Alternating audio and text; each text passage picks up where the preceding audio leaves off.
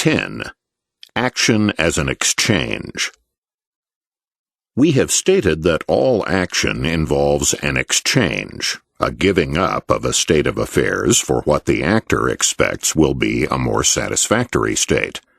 We may now elaborate on the implications of this truth in the light of the numerous examples that have been given in this chapter.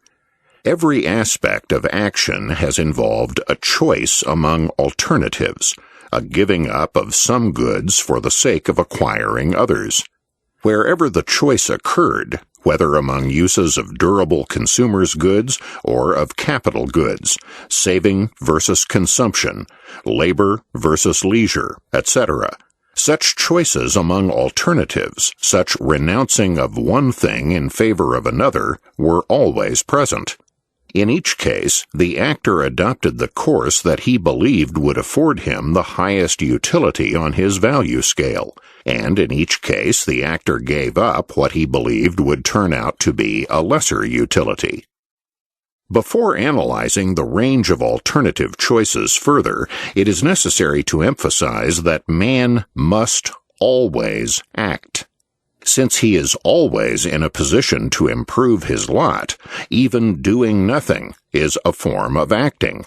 Doing nothing, or spending all of his time in leisure, is a choice that will affect his supply of consumers' goods. Therefore, man must always be engaged in choosing and in action. Since man is always acting, he must always be engaged in trying to attain the greatest height on his value scale, whatever the type of choice under consideration. There must always be room for improvement in his value scale. Otherwise, all of man's wants would be perfectly satisfied, and action would disappear.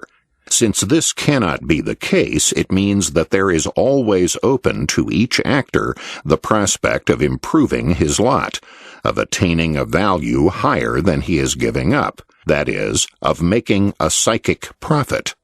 What he is giving up may be called his costs, that is, the utilities that he is foregoing in order to attain a better position.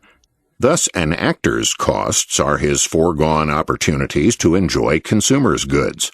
Similarly, the greater utility that he expects to acquire because of the action may be considered his psychic income or psychic revenue, which in turn will be equal to the utility of the goods he will consume as a result of the action.